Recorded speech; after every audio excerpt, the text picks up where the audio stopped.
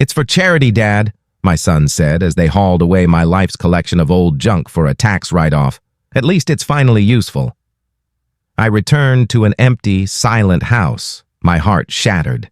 Then, the phone rang. It was the charity's director. "Mr. Arthur," he said, his voice trembling with excitement. "I'm calling to ask about the Thomas Chippendale desk."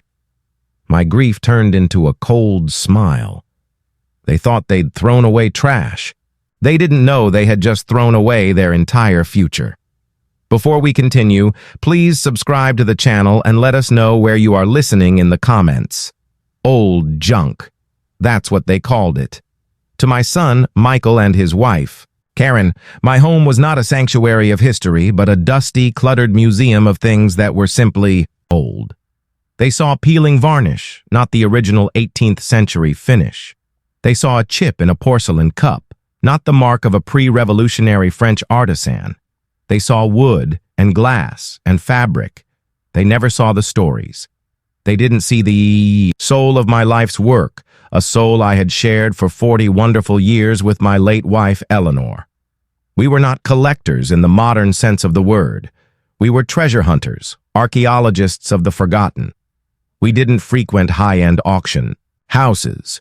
Our treasure maps were local newspapers, dusty classified ads, and the scrawled signs for weekend barn sales.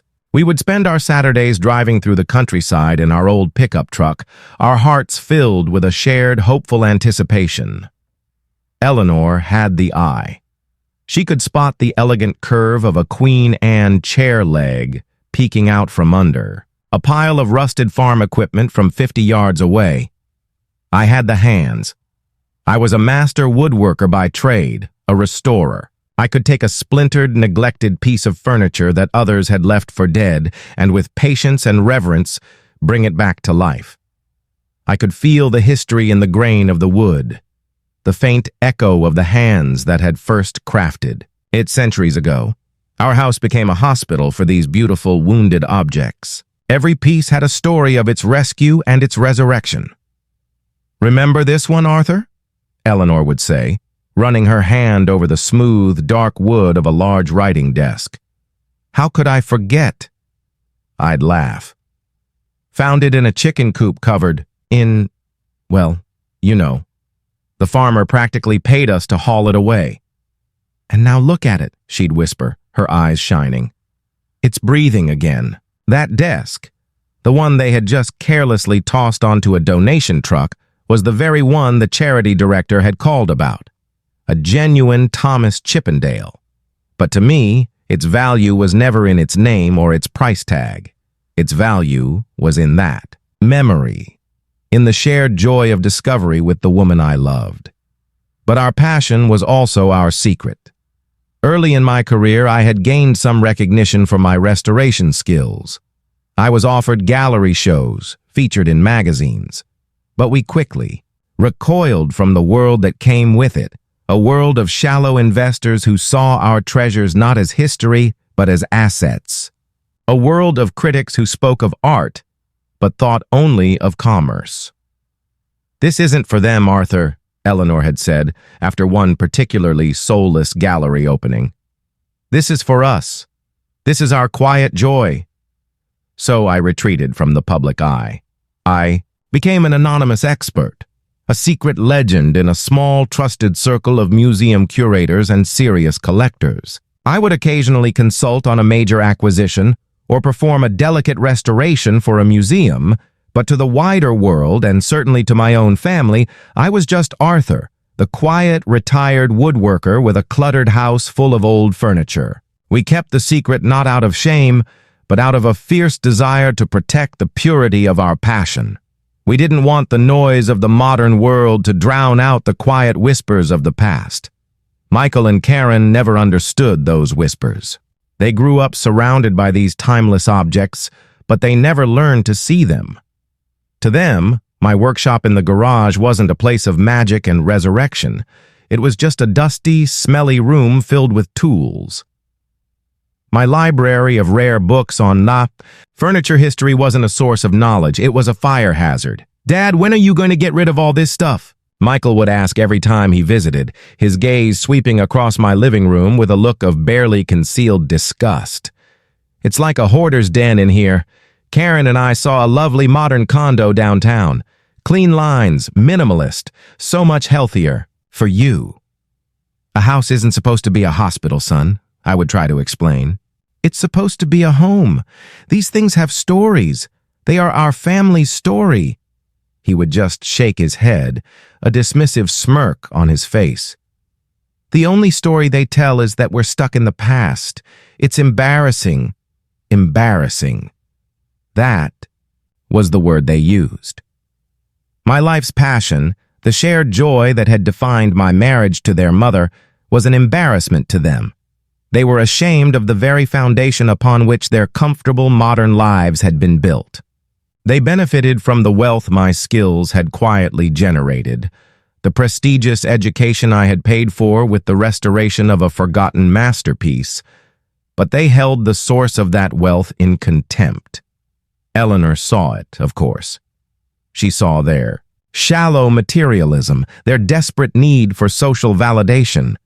In her final years, as she grew weaker, her worry for the future of our collection grew stronger.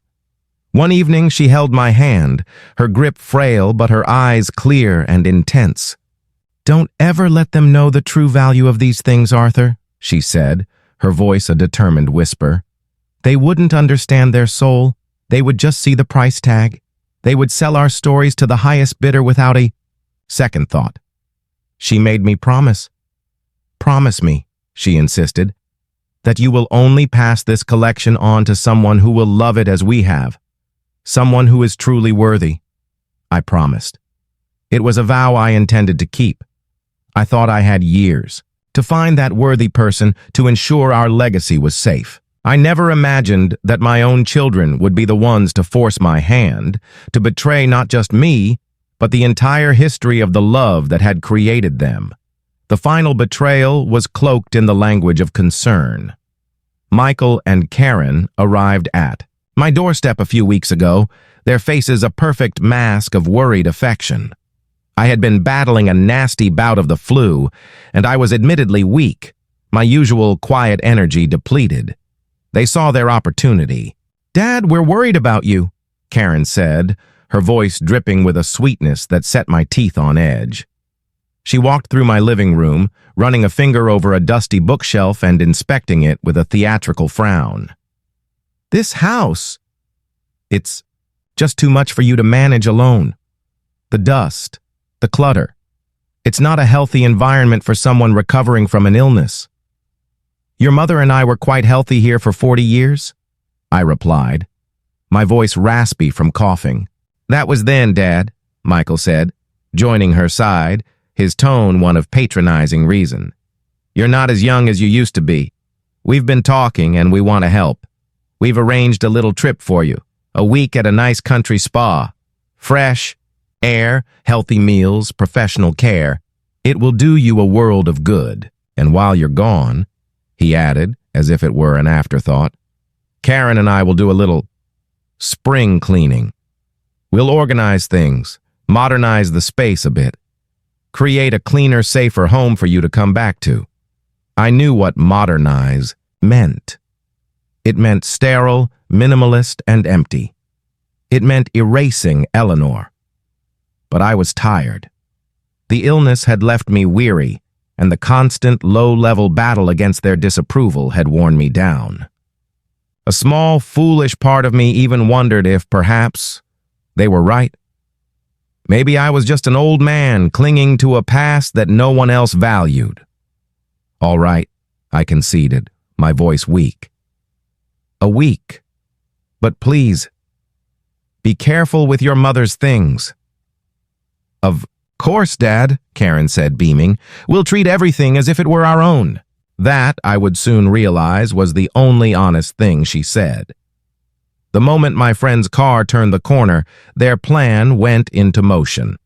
It was not a spring cleaning. It was an eviction. It was an erasure.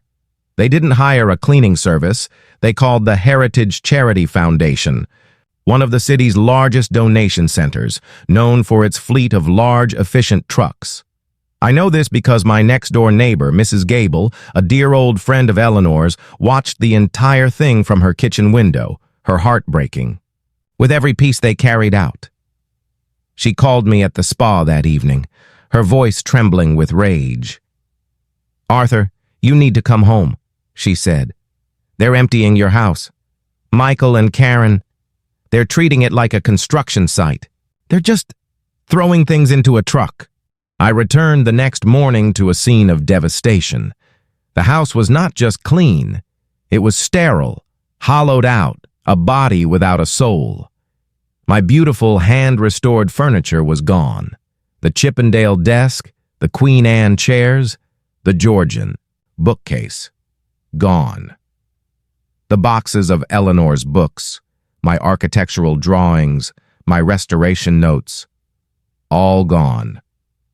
They had left only the bare essentials: my bed, a single armchair, and the kitchen table. The walls, once covered with a lifetime of art and memories, were now stark and white, their bareness a scream of loss. I stood in the center of the living room, the echo of my own breathing the only sound.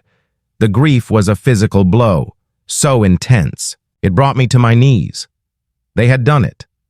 They had finally succeeded in erasing my history, in erasing Eleanor. They had taken my life's work, my life's love, and they had donated it, like so much unwanted trash, for a tax write-off. I found the donation receipt on the kitchen counter, placed prominently next to a bouquet of cheap funereal lilies. "Heritage Charity Foundation," it read. "Donation value, miscellaneous household goods." Underneath, in Michael's scrawling handwriting, were the words, "There, Dad, a fresh start. You'll thank us later. P.S. We got a great tax receipt for this, so it's a win-win." A win-win. The casual cruelty of it, the utter blindness to the pain they had inflicted, was what finally broke me. The hope I had clung to for so long, that somewhere deep down they understood, evaporated, leaving only the cold, hard ash of reality. It was in that moment of absolute devastation that the phone rang. It was a number I didn't recognize. First thought was that it was Michael, calling to gloat, to explain his monstrous act as a form of kindness. I almost didn't answer, but some instinct, some flicker of the old methodical me, compelled me to pick it up. "Am I speaking with Mr. Arthur, please?" a man's voice asked. It was calm, professional, and held an undercurrent of something I couldn't quite place: excitement. "This is he," I managed to say, my own voice a hoarse whisper. "Sir, my name is David Chen. I'm the Director of Acquisitions at the Heritage Charity Foundation. I'm calling to thank you for your family's extraordinarily generous donation." "It wasn't a donation," I said, the bitterness rising in my throat. "It was a misunderstanding." "Well, sir," Mr. Chen continued, a tremor of excitement now, clearly audible in his voice, "your misunderstanding is about to become the single greatest cultural heritage event in this city's history. We've had our appraisers going through the collection all morning. I am calling because we have a rather urgent question for you. It's about the George III period writing desk." And that was the moment. As I stood in the hollowed-out shell of my home, surrounded by the ghosts of my stolen memories, the grief in my heart did not disappear. But it was joined by something else. Something cold and clear and sharp as a surgeon's scalpel. It was the birth of a plan. My grief turned into a cold smile. They thought they had thrown away trash. They didn't know they had just thrown away their entire future. "The writing desk," I repeated, my voice deliberately calm, a stark contrast to the storm raging inside me. "Yes, I know the one. Mahogany, I believe, with the original brass fittings. A bit wobbly on the back left leg. That's the one." "David," Chen, the charity director, exclaimed, his voice buzzing with the energy of a man who has just discovered a winning lottery ticket in a pile of trash. Mr. Arthur, our chief appraiser, a woman who specializes in 18th century English furniture, believes it may be an original, undocumented piece by Thomas Chippendale. An original? And the collection of architectural drawings in the leather portfolio? She thinks they might be early drafts by Sir John Soane. Sir, do you have any idea what you have just given us? This isn't a donation. It's a national treasure. I let the silence hang for a moment, savoring the delicious irony. My children, in their desperate attempt to appear sophisticated, had failed to recognize true sophistication when it was right in front of them. They had literally thrown away history. Mr. Chen, I said, my voice now taking on a new tone, not of a victim, but of a man in control. As I said, this was a misunderstanding, orchestrated by my well-intentioned but misguided children. Legally, I have every right to demand the immediate return of my property. The excitement in his voice instantly vanished, replaced by a panicked professional dread. Of course, Mr. Arthur, absolutely. I am so sorry. We would never— However, I interrupted, cutting him off smoothly. I am not going to do that. Instead, Mr. Chen, I have a proposition for you. A win-win, as my son would say. I could hear him holding his breath on the other end of the line. I am willing, I said, to formally and legally donate the entire collection to your foundation. It is yours. But it comes with 3 conditions. If you agree to them, you will not only receive this collection, but you will host the most talked about, most successful fundraising event in your foundation's history. Conditions? He asked, his voice a mixture of relief and curiosity. What conditions? Condition number 1, I began, my plan crystallizing as I spoke, the pieces clicking into place like a perfectly crafted dovetail joint. This will not be a quiet acquisition. You will organize a grand public auction. You will contact the major auction houses, Sotheby's, Christie's. You will generate an international buzz. The event will be billed as the Arthur Collection, a lost legacy rediscovered. That would be incredible, he breathed. Condition number 2, I continued, my voice hardening slightly. The narrative for this event is crucial. The official story, the one you will release to the press, is that this priceless collection was generously donated by my children, Michael and Karen, 2 visionary philanthropists who recognized the cultural value of their father's humble hobby. You will praise their foresight, their generosity, their commitment to the arts. You will make them the heroes of this story.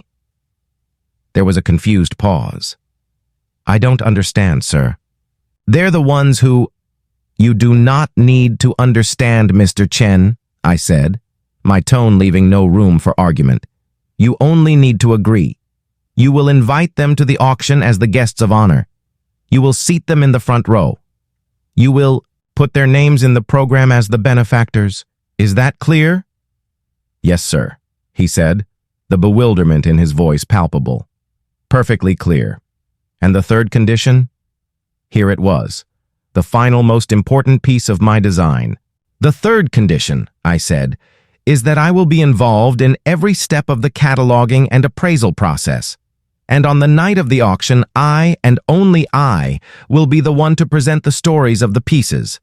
I will be the guest speaker, the historian for the collection. I will be the one to explain the provenance and the significance of each item before it goes up for bid. David Chen was no fool. He was beginning to see the shape of my design, the beautiful, terrible artistry of my plan. He was silent for a long moment, and I could hear the gears of his strategic nonprofit mind turning. He was calculating the immense public relations value, the sheer, unmissable drama of the event I was proposing. Mr. Arthur, he finally said, a slow smile spreading through his voice, I believe the Heritage Charity Foundation would be honored to accept your conditions. All of them. Excellent, I said. Then let us begin. We have a great deal of work to do and very little time. After we hung up, I walked through my empty house once more. but it no longer felt like a tomb. It felt like a stage, cleared and ready for the final act. My children, in their arrogance, had sought to erase my past. Instead, they had given me the perfect platform to reclaim it. They wanted to be celebrated as heroes of the modern world. Praised for their minimalist taste and their generosity, I was going to give them exactly what they wanted. I was going to make them the center of attention in a story so grand, so public, that they would never be able to escape it. I went into my workshop, the one room they hadn't dared to touch, the room filled with my tools, my books, the scent of wood and history. I picked up a block of old seasoned oak and a hand-carved mallet. My hands, which had been trembling with grief just an hour before, were now steady as stone. I had a new project to work on, not a restoration of wood, but a restoration of justice. And it was going to be my masterpiece. The machine I had set in motion moved with a speed and efficiency that would have made my son, the supposed modern businessman, envious. David Chen, the charity director, was a true professional. He understood the immense potential of the story I had handed him, and he executed his part of the plan flawlessly. The first press release went out within a week. The headline was a masterpiece of curated narrative. Local couple's philanthropic vision uncovers hidden cultural treasure. The story painted Michael and Karen as savvy, compassionate heroes of the community. It told a story of how, while helping their aging father downsize, they had the keen insight to recognize that his collection of charming family heirlooms might have greater cultural value. It praised their selfless decision to donate the entire collection to the Heritage Foundation so that it could be shared with the world. My name, Arthur, was mentioned only in passing as the beloved father and hobbyist craftsman whose lifelong passion had been so generously honored by his children. The article was accompanied by a professionally shot photograph of Michael and Karen standing in their minimalist, expensively decorated living room. They looked serious, humble, the very picture of modern philanthropy. Karen was quoted extensively. "We just felt it was the right thing to do," she said, her voice dripping with false modesty in the article. "My father-in-law, Arthur, has always been a man of simple tastes. We knew he would want the history these pieces represent to be preserved and appreciated by a wider audience, rather than just collecting dust in his home." Collecting dust. The phrase was a small, sharp sting, but I smiled as I read it. Every word of their self-aggrandizing praise was another nail in their own coffin. The city's media outlets devoured the story. It was the perfect feel-good narrative, a local family doing good, a hidden treasure discovered, a massive windfall for a beloved charity. Michael and Karen were suddenly local celebrities. They were invited for interviews on morning news shows and featured in the society pages. They lapped it up, their egos swelling with every flattering headline. They called me, of course, their voices giddy with excitement. "Dad, did you see the paper?" Michael's voice boomed over the phone. "We're famous. Can you believe the fuss they're making over your old stuff? That Chippendale thing you had. They're saying it could be worth a fortune." "It was always a fortune, Michael," I replied quietly. "Just not the kind you understand." "Whatever," he laughed, completely missing the point. "Listen. The foundation is organizing a huge auction gala. And Dad, you'll love this. They've made us the guests of honor. We get to give a speech and everything. It's going to be the biggest social event of the year. Isn't that incredible?"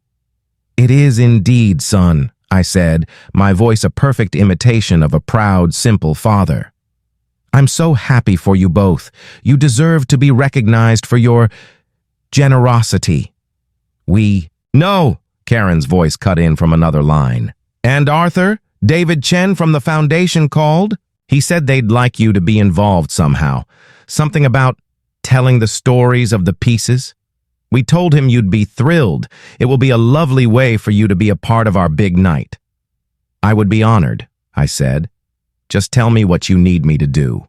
They were so blinded by their own rising stardom that they couldn't see the beautiful, terrible symmetry of the trap they were walking into. They believed they were the authors of this story, the heroes. They had no idea they were merely characters, and that I, the quiet old man in the background, was the one holding the pen.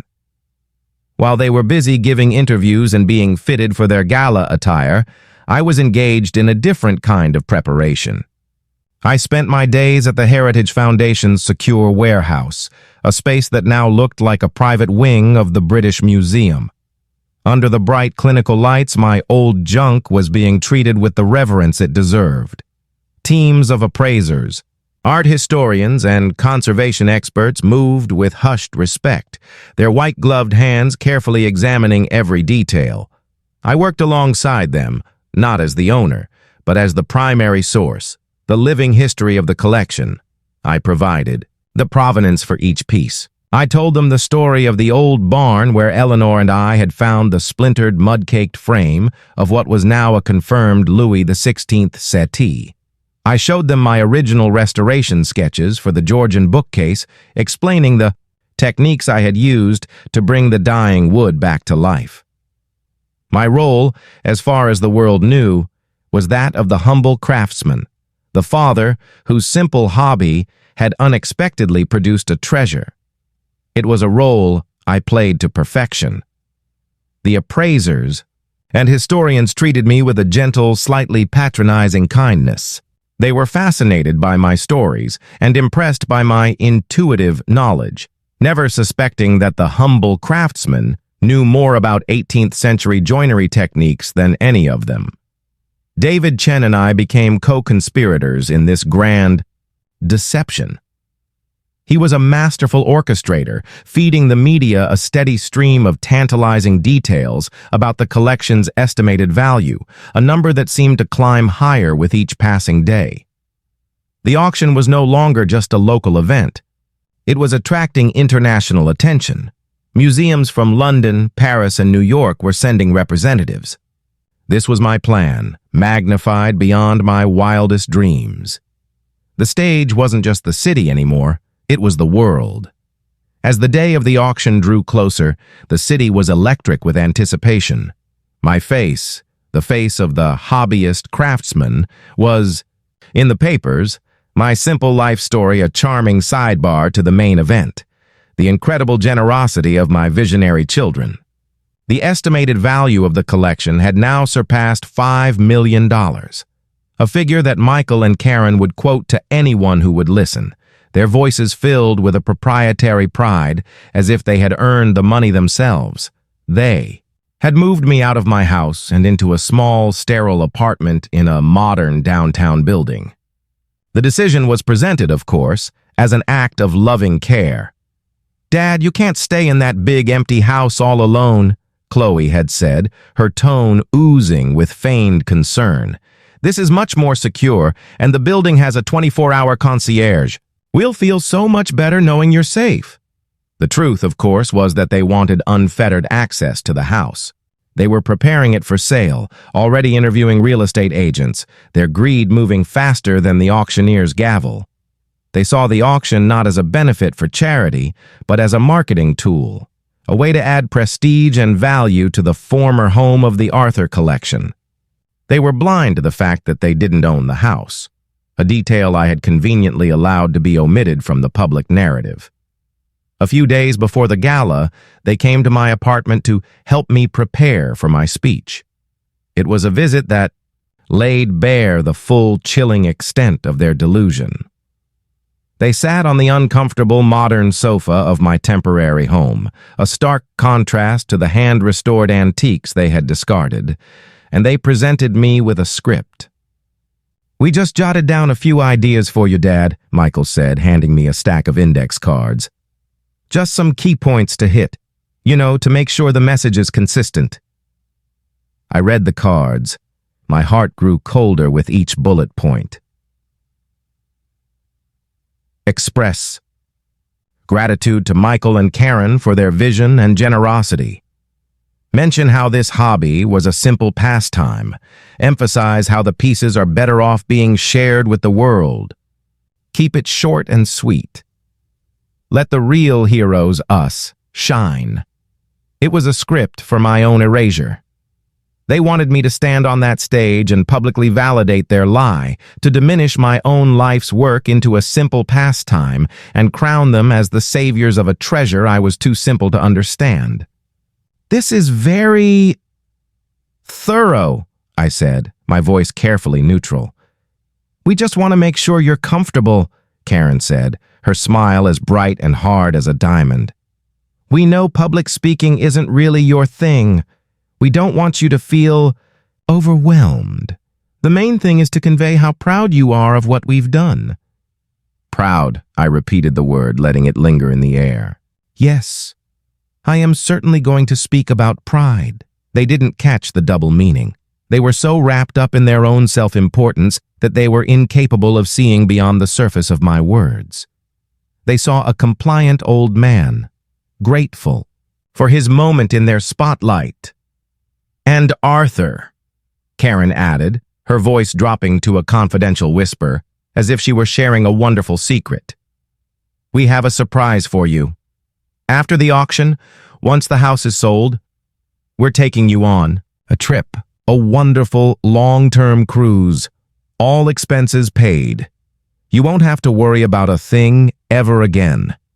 A cruise, a floating luxury prison where they could stow me away far from their new, important lives. The final, neat solution to the problem of their aging father. That's very thoughtful of you, Karen, I said. As they were leaving, Michael paused at the door. Oh, by the way, Dad, he said casually, the final piece for the auction, that little music box of Mom's, the appraisers are going crazy over it. Apparently, the craftsmanship is extraordinary. They're estimating it could go for over $100,000. I froze. The music box. It was the first gift I had ever made for Eleanor, carved from a single block of rosewood when we were just a young, struggling couple. It was crude, imperfect, but it was filled with more love than all the priceless antiques in the world. And they were going to sell it. They were going to put a price tag on the very soul of my marriage. It is a special piece, I managed to say, my voice tight. Yeah, well, Michael shrugged. $100 grand is $100 grand. It's going to a good cause, right?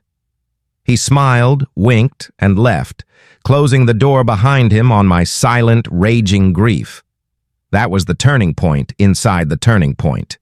Until that moment, my plan had been about justice, about teaching them a lesson in humility and value. But now, it was about something more. It was about rage. It was about protecting the one thing that was truly sacred, the one piece of my life. That was not for sale at any price. I looked at the index cards they had left me, their neat, condescending bullet points. I picked them up, walked to my small kitchen, and held them over the gas flame of the stove until they curled into black ash. I did not need their script. I had my own. And the final chapter, the one they would never see coming, was about to be written. I made a phone call. It was not to the charity or to the auction house. It was to the one man in the city who owed me a favor, the owner of the city's most respected security firm, a man for whom I had once restored a priceless family heirloom. John, I said, I need your help at the gala on Saturday. I need 2 of your best men, discreetly placed. And I need a small velvet bag. The plan had just been amended. The lesson was no longer just about public humiliation. It was about a rescue mission. The final days before the auction were a masterclass in public deception. I played my part to perfection. I gave a series of interviews to local arts and culture magazines, always accompanied by either Michael or Karen, who would act as my proud, supportive handlers. I spoke in the simple, humble tones of a craftsman, telling charming anecdotes about finding old pieces of wood and giving them a second life. I was the perfect folksy counterpoint to their narrative of sophisticated philanthropy. My father has such a wonderful, simple passion, Karen would say to the reporters, patting my hand. We're just so thrilled that we could help him share it with the world. They had no idea that I was also spending my evenings in quiet, intense meetings with David Chen and the lead auctioneer from Sotheby's, a formidable woman named Ms. Dubois. We were not discussing my simple passion. We were meticulously planning the order of the auction, choreographing the dramatic rhythm of the evening.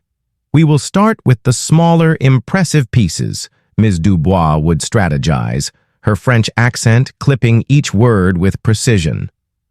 "The Hepplewhite chairs, the porcelain collection.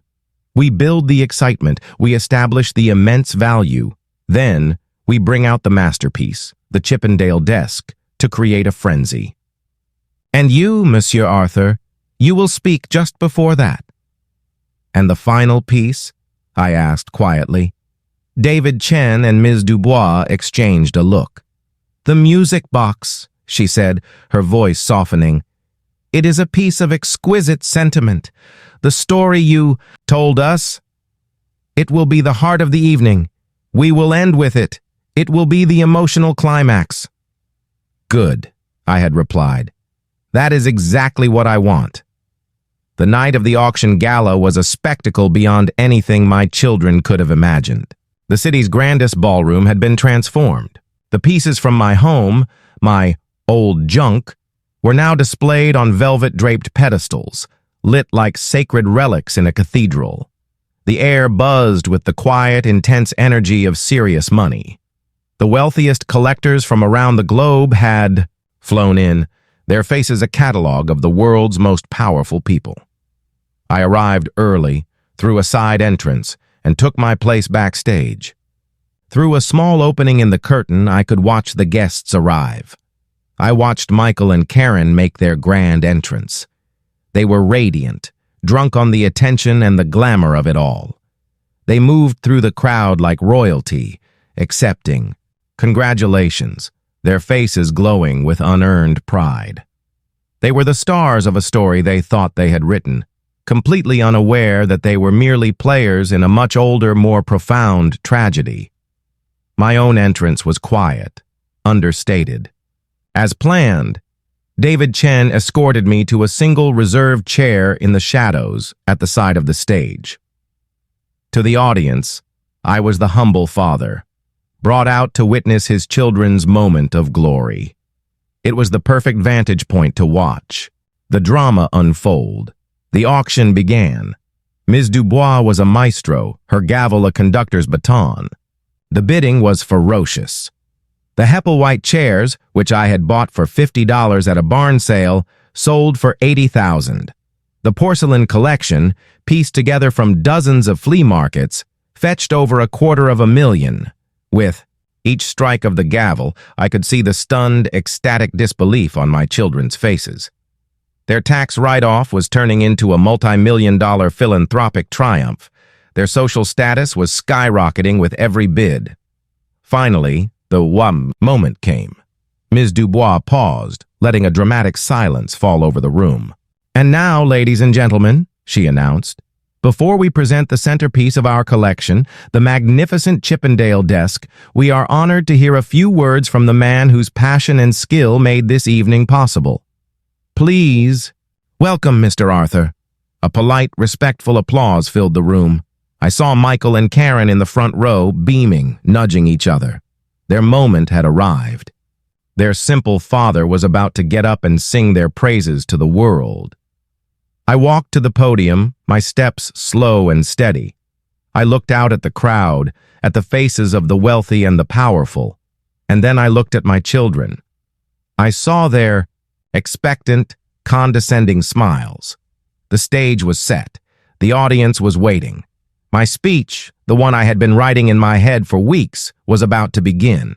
The lesson in value, the one they had refused to learn their entire lives, was about to be delivered, and it would be a lesson the entire world would witness. I stood at the podium, the warmth of the stage lights a stark contrast to the cold, hard resolve in my heart. The room was utterly silent. A sea of expectant faces turned towards me. In the front row, my children, Michael and Karen, were beaming, their smiles wide and proprietary. They were ready for their public coronation. They were about to witness a public execution. "Thank you," I began, my voice calm and clear, carrying easily through the ballroom without a hint of the nervousness they had expected. "Thank you, Miss Dubois. And thank you to the Heritage Foundation for this magnificent event. And thank you, of course, to my children, Michael and Karen, for making this all possible." I paused, letting the subtle irony of that last phrase hang in the air. They smiled and nodded, accepting the praise as their due. "I have been asked to tell you the stories behind these pieces," I continued, gesturing to the beautifully lit collection on the stage. "People see them now and speak of their value, of their history, of the famous names attached to them. But I have never known them by those names. To me, this has always been the Eleanor collection." At the mention of my late wife's name, a soft, respectful murmur went through the crowd. I saw Karen and Michael exchange a flicker of a glance. This was not on their script. "My wife Eleanor was the true artist," I said, my voice filled with a genuine, unfeigned love that was more powerful than any performance. She had the eye of a poet and the soul of a historian. She could walk into a dusty, forgotten barn and see not junk, but the ghost of a masterpiece waiting to be reborn. I was merely the craftsman. My hands simply followed the vision that her heart saw first. I turned to the first piece, a set of elegant Hepplewhite chairs. "These chairs," I began, "we found them in a collapsing schoolhouse in rural Pennsylvania. They were painted a ghastly shade of green and were being used to prop open a broken window. Eleanor saw the delicate lines beneath the grime. We paid the farmer $10 for the set. I spent the next 6 months in my workshop, carefully stripping away a century of neglect, while Eleanor researched the original upholstery. She hand-stitched the new damask fabric herself, her fingers nimble and sure, telling me stories of the London workshop where they were first made. I was no longer just a speaker, I was a storyteller. The room was captivated. I was not talking about assets or investments. I was talking about love, about partnership, about the shared joy of creation. Move to the next piece, the Georgian bookcase. "This grand old fellow," I said with a fond smile, "was our anniversary present to each other the year my son Michael was born. We found it in pieces, literally, in the basement of a flooded estate. It was considered firewood, but Eleanor saw its potential. I remember her, pregnant with our son, standing in my workshop, directing me, 'No, Arthur, the grain must flow this way.' She had an unshakable sense of how things were meant to be. We rebuilt it together, a symbol, we thought, for the family we were building. I looked directly at Michael. His smile was gone.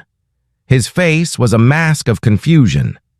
This was not the speech of a simple hobbyist. This was the speech of a creator, a passionate expert who knew every joint, every veneer, every secret of the pieces he was describing. The narrative was shifting, and he was losing control of it. Finally, I turned to the centerpiece of the auction, the magnificent Chippendale desk. "And this," I said, my voice dropping to a more serious tone, "this desk has a different kind of story. This was not a rescue. This was a payment. It was given to me by a very wealthy man whose family heirloom I had managed to save from certain ruin. He offered me a vast sum of money. I refused. My wife and we did not believe in putting a price on saving a piece of history. I let my gaze sweep across the front row, over my children, and land on the journalists who were scribbling furiously in their notebooks. Instead, I said, I asked for this desk, which had been in his family for generations. Because, you see, my wife and I believed that some things are more valuable than money.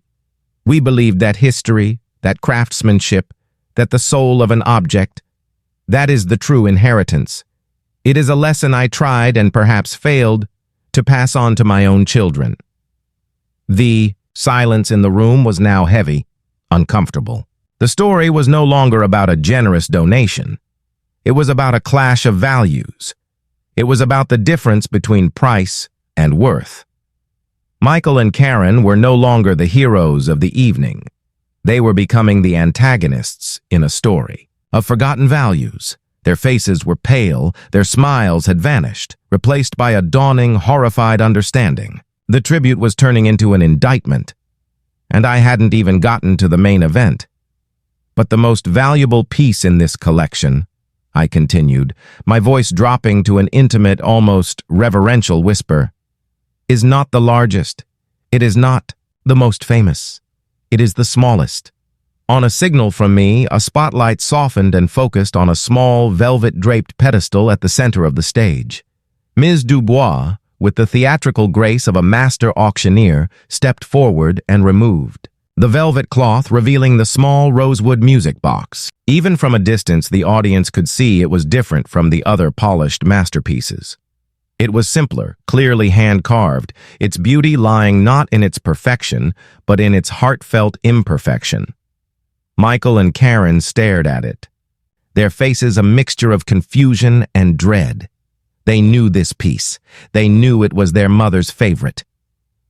"This," I said, my voice thick with an emotion that was entirely real, "was the first gift I ever gave to Eleanor.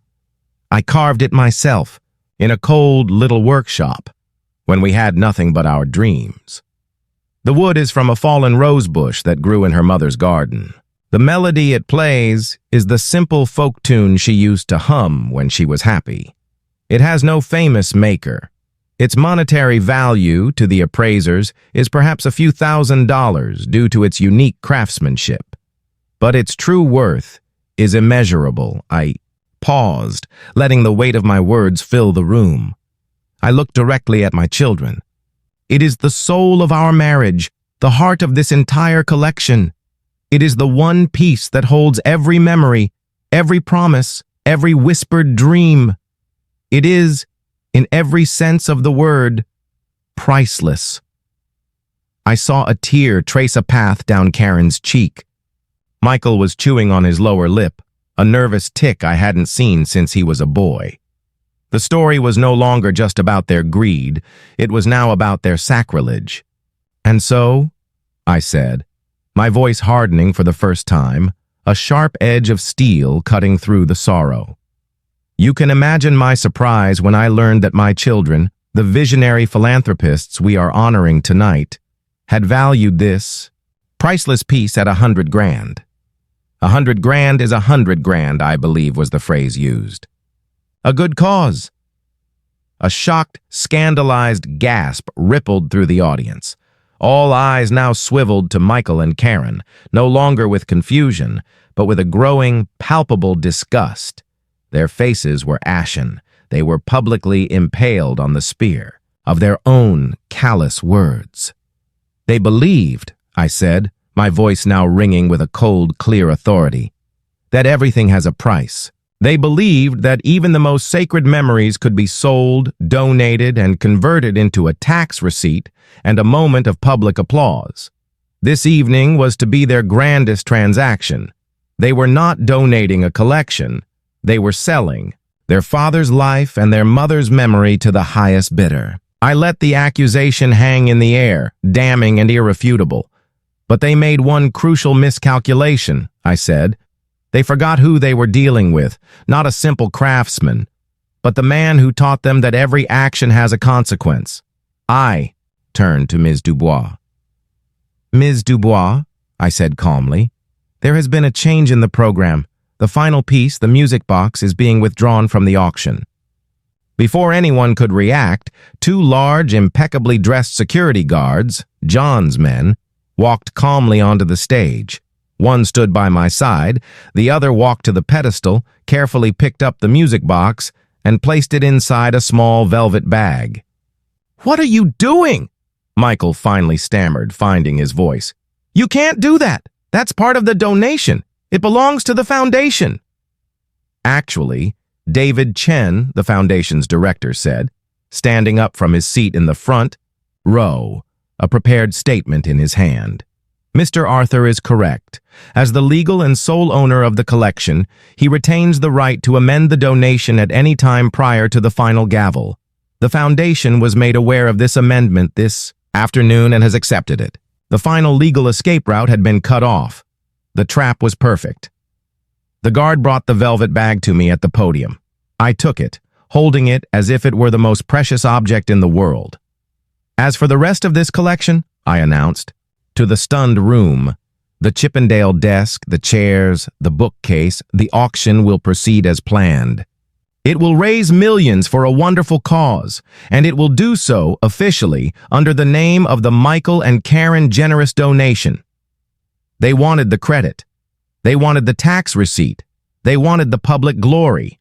And I am a man who always honors a deal, so let them have it. The sheer diabolical brilliance of the move silenced the room. I was not taking away their prize. I was giving it to them, but I had poisoned it. The donation would forever be linked not to their generosity, but to this moment of public disgrace. Their names would be on the plaque, but it would be a plaque of shame. I looked at my children one last time, their faces a ruin of utter devastation. You wanted a fresh start, a house free of old junk, I said, my voice quiet but carrying the finality of a closing door. You now have it. Enjoy the empty space.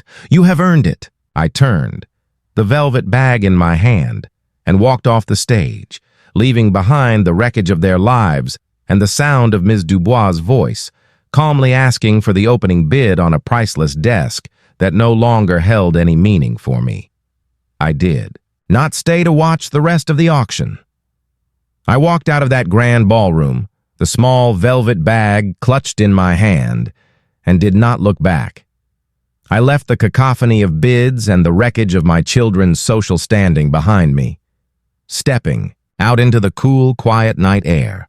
For the first time in a very long time, I felt truly free.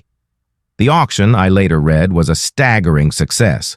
The Michael and Karen Generous Donation raised over $5 million for the Heritage Foundation, becoming a legendary, if infamous, event in the city's history. My children got exactly what they wanted. Their names etched onto a golden plaque in the foundation's main hall, a permanent monument to their public generosity and their private disgrace.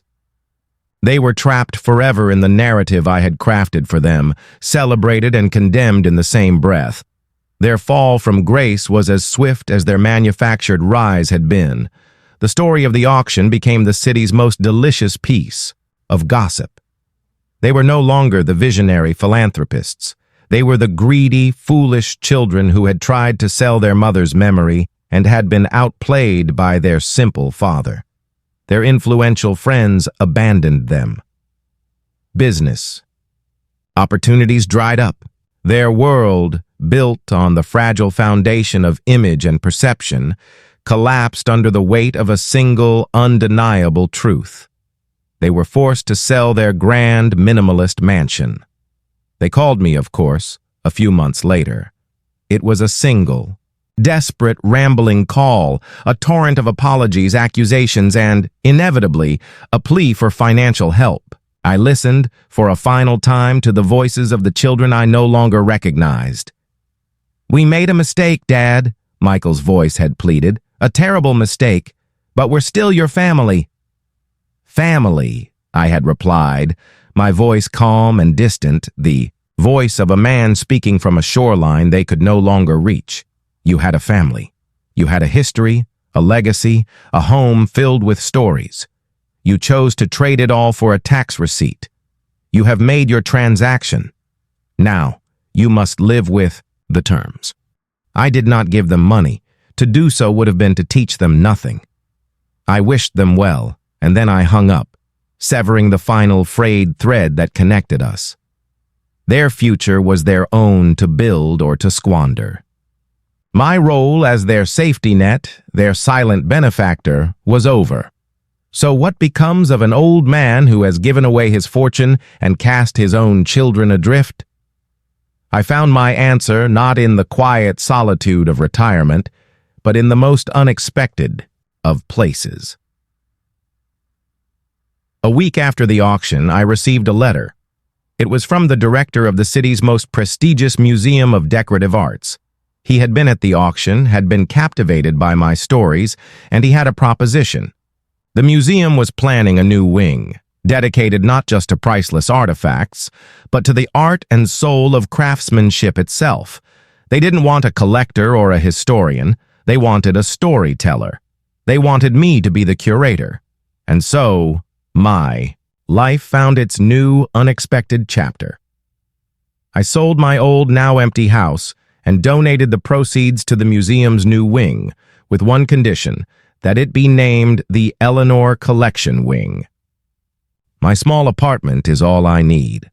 My days are now filled with a purpose that feels more real, more profound than any I have ever known. I no longer restore furniture in a dusty workshop. I work with a new generation of artisans, of students, of people who, like me, believe that the soul of an object is as important as its form. I teach them what I know, not just about wood and varnish, but about history, about patience, about the quiet dignity of a life spent creating rather than consuming. My prized collection is no longer mine. It belongs to the world, just as my children had intended. But it is presented with the love and context it deserves. And the centerpiece, displayed in its own climate-controlled case in the heart of the new wing, is a small, imperfect, hand-carved rosewood music box.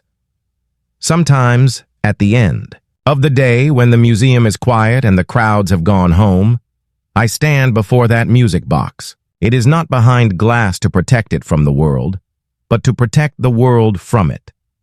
It is a fragile, beautiful reminder of a love that was real and a lesson that was hard-won. I do not play it. I do not need to. I can still hear its simple, perfect melody in my heart. My children thought my legacy was a collection of old junk they could sell, but they were wrong. My true legacy is this: the knowledge that the value of a life is not measured by what you accumulate, but by what you pass on. And I have finally found someone worthy of inheriting mine. If this story about the true price of value has touched your heart, please show your support by liking and sharing this video. And don't forget to subscribe for more stories where wisdom, dignity, and justice find their voice. Thank you for watching.